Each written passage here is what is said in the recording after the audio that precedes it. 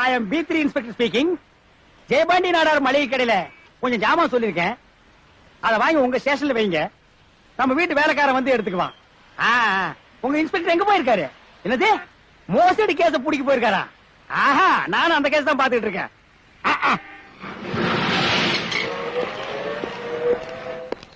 கும்பிடுங்க சார்.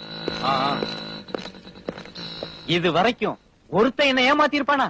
இல்ல நான் தான் ஏமாந்து இருப்பானா? ஐயா, யாரையா நீ? நான் இன்ஸ்பெக்டர் வீட்டு வேலைக்காரனுங்க. ஐயா மளிகை சாமான் எல்லாம் இங்க இருக்கிறதா சொன்னாரு. இங்கதான் இருக்கு. யோ கான்ஸ்டபிள், அந்த மளிகை சாமான் கொண்டு வாயா.